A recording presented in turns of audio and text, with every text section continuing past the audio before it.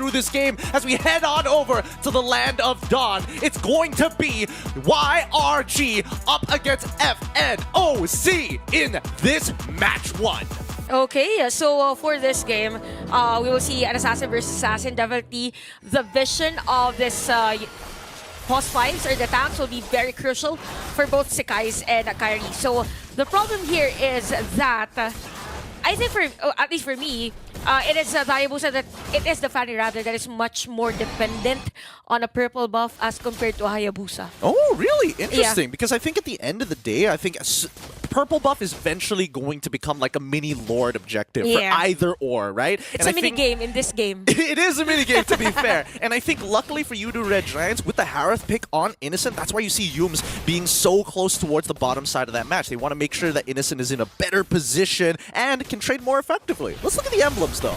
Okay, so for the emblems, nothing very unusual actually for our players, and it's very fit for the composition of the other team.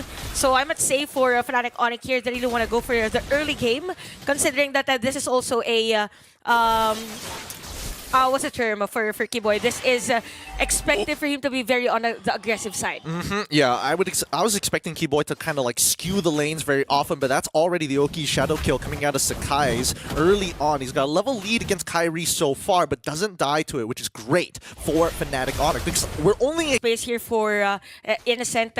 You know, since he has the Purifier, there's no really hard crowd control against him. So as long as there's a nice laning for him, it will be effective for them. Although top lane, this more is the pokes. Oof, yeah, more pokes like you mentioned. Again, you can see that both teams are giving a lot of respect to each other, and even in the emblems, right? Nothing was out of the ordinary. But then I noticed both Seed. Oh wait, hold on. Look, okay. getting involved in this more. Cram might be first blood here if he keeps on taking damage, but that means that they're going to. Cram is a little chunked out for this upcoming turtle fight, but they do hit 4 on time. Kiboy now in some trouble here as Sekai's wants to take him out. Kiboy tries to flicker in to spread out that damage. Unlucky RNG. That's first blood for Sekai's. And that's a good thing because there's a turtle already. Kiboy won't be in the position as early as possible to give vision to Red Giants. And it's very effective, the usage of Sekai's on this Warcry actually, because he knows his thing whenever he's trying to go for a kill against Fnatic Onic. So it's the usual rotation actually for both of our teams.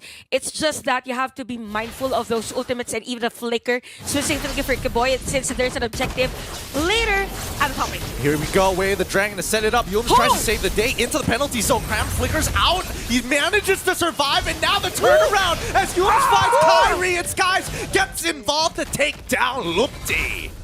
Oh wow, the Brave Smite activating here for Crowd at the same time. What a setup play, counter setup play rather for Yums. That is why for them it's going to be easy to secure that turtle objective, and things are looking good here for Red Giants. Speaking of which, they're already getting involved in trying to steal away as many camps from Kairi as possible. This level lead on Sekai's can be dangerous, but now that every lane has a lead, this means that Red Giants are more inclined to steal the economy. And definitely here for Red Giants, we will expect Innocent to be part of the team fight later on. So for Fnatic Onic, the thing is that they have to keep space for Chewe.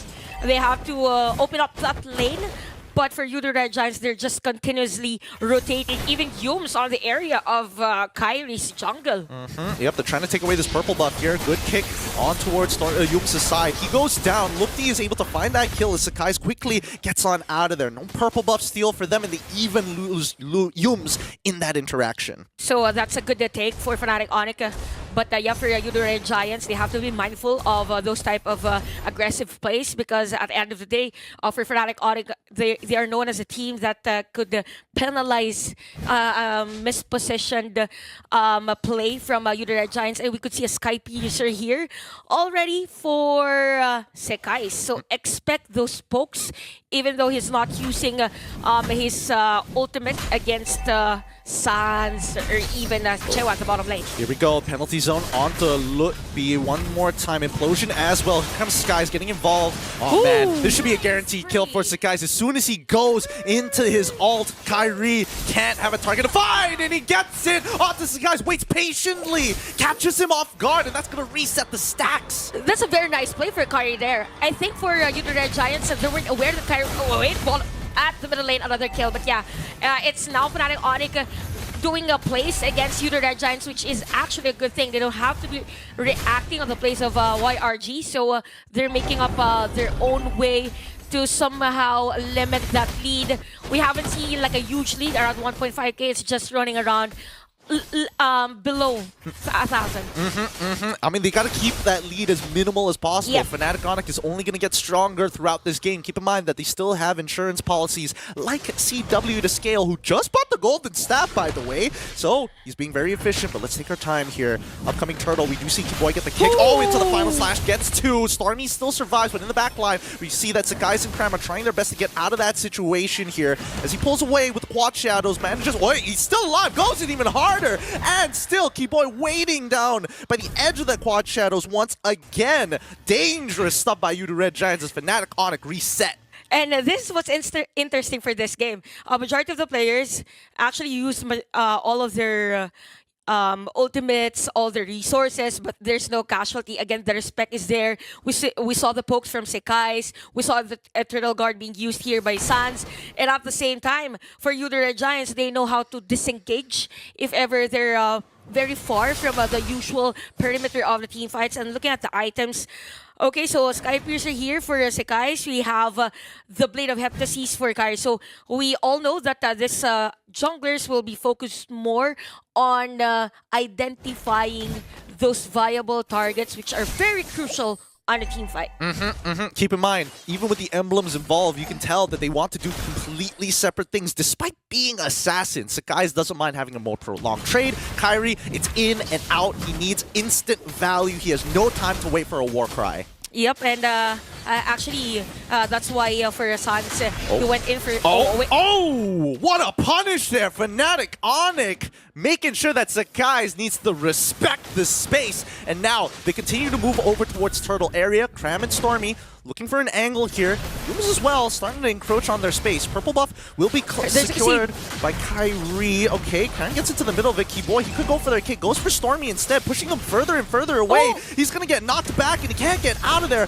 Kiboy flickers away, survives, and Kyrie takes the Turtle in the meantime. Lupti, as well as Kiboy, guarding their borders. Yeah, what I was about to say that I think it was very early for Kiboy for that zone out. It was very efficient for them. They turned out taking that turtle objective, and at the same time, after doing that objective, Kyrie goes in for probably a third push up the bottom lane, which is actually good because there's no trade from you, the Red Giants, but the Fnatic Onic takes two, the turtle and a turret. Yeah, I mean, that's some beautiful stuff coming in from Fnatic Onic, right? They have tempos and timings that we even here aren't seeing just yet. That's how intense these moment-to-moment plays are going to be made. If somebody misses an ability, it's like, you're as good as dead. You have to play mechanically perfectly. And speaking of playing mechanically, it's Chewa actually doing effectively on the laning. So later on, we could see the gold conversion. So yeah, Innocent and even Chewa's showdown later on. Probably around 10 minutes, or yeah, 10 minutes of this game. If Fnatic Onic goes in for another aggressive play, but so far, the connection of Lutpi and Kiboy is really on point. The vision from Kiboy and then a surprising final slash from Lutpi. Yeah, man, this is a fantasy match, man. We were hoping that this was going to be the match of all times during the group stages between these two teams, but now it looks like Fnatic Onic, really, those internal issues aren't showing themselves just yet. Now we see that Udo Red Giants trying to control the top side of the map with both Yums and Innocent waiting to catch anybody caught slacking.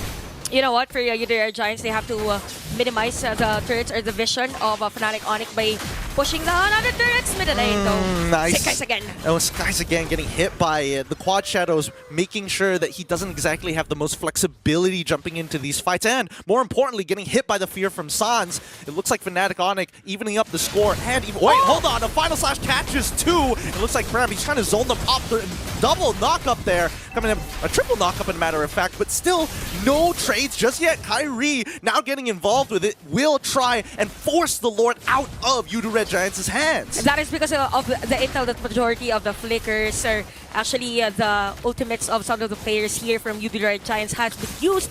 But we'll see if there's going to be a contest. It's secured by Kyrie, and SRG are going to back away. This point of time, 5-5, 10 minutes into this game, but with a Lord in the hands of Fnatic Onic, we're expecting to see the goal discrepancy to increase. Yep, things are looking good for Fnatic Onic on this game. Now for you, the Red Giants, we don't see much yet from Innocent, probably because there's no decent setup from Yumes yet. So it's just Fnatic Onic focusing on being so fast to the point that the crowd control skills of you, the Red Giants, are not used whenever there's a team fight. Nope, here Again. we go. Ooh, good kick out to Cram, making sure that everything's being thrown out the wall and canceling the implosion at the same time. Fnatic Onic doesn't make a mistake. They haven't made a mistake. Kyrie? And Luffy wants to get involved. It's going to be the SOD that finds the kill, a double for CW as Kyrie takes out Sakai's. Fnatic Onic owning that moniker. Just what we said that Q-Boy and the rest of the players of Fnatic Onic, is it giving you, the Red Giants, the chance to use those ultimates?